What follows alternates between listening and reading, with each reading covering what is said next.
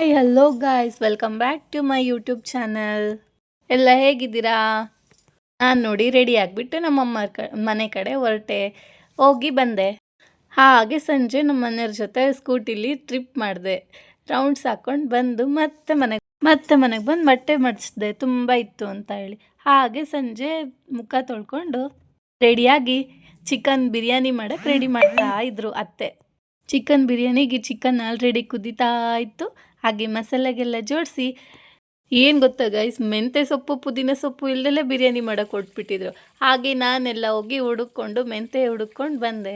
ಹಾಗೆ ನೋಡಿ ಒಂದು ಪಾತ್ರೆ ತಗೊಂಡು ಎಣ್ಣೆ ಹಾಕ್ಬಿಟ್ಟು ಅದಕ್ಕೆ ಹಸಿಮೆಣ್ಸಿನ್ಕಾಯಿ, ಈರುಳ್ಳಿ, ಟೊಮೊಟೊ ಹಾಕಿ ಫ್ರೈ ಮಾಡ್ಕೊಳ್ಳಿ ಚೆನ್ನಾಗೆ. ಆಮೇಲೆ ಅಕ್ಕಿನೇನು ಹಾಕಿದ್ದೆ ನಾನು. ಆಮೇಲೆ ಸೊಪ್ಪು ಪುದೀನ ಮತ್ತು ಮೆಂತ್ಯ ಸೊಪ್ಪು ಹಾಕಬೇಕು. ಹಾಗೆ ರುಬ್ಬಿರೋಂತಹ ಮಸಾಲೆ, ಏನು ಮಸಾಲೆ ಅಂದರೆ ಚಕ್ಕೆ, ಲವಂಗ, ಶುಂಠಿ, ಬೆಳ್ಳುಳ್ಳಿ, ಕೊತ್ತಂಬರಿ ಅಷ್ಟೇ. ಹಾಗೆ ಎಲ್ಲ ಫ್ರೈ ಮಾಡ್ಕೋಬೇಕು ನೀಟಾಗೆ.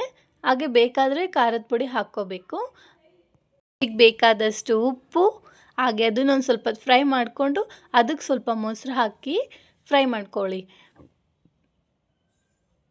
ಆಮೇಲೆ ಬೇಯಿಸಿರೋ ಚಿಕನ್ನ ಹಾಕಿಬಿಟ್ಟು ಚೆನ್ನಾಗಿ ಮತ್ತೆ ಇನ್ನೂ ಒಂದು ಸರಿ ಫ್ರೈ ಮಾಡಿಕೊಂಡು, ನಾನು 3 ಲೋಟ ಅಕ್ಕಿಗೆ 6 ಲೋಟ ನೀರು ಹಾಕಿದ್ದೆ. ಹಾಗೆ ಸುಮ್ಮನೆ ಸೆಲ್ಫಿಗಳು ಬಿರಿಯಾನಿ ರೆಡಿ ಆಗ್ತಾ ಇದೆ, ಎಲ್ಲ ರೆಡಿ ಆಯಿತು ಮಾಡ್ತಾ ಬನ್ನಿ ಇದ್ದೀನಿ. ಗಾಯ್ಸ್ ಅಂತ ಹೇಳ್ಬಿಟ್ಟು ನೋಡಿ. ಈಗ ಕುದಿಬೇಕಾದ್ರೆ ಅಕ್ಕಿ ಹಾಕಬೇಕು. ಈಗ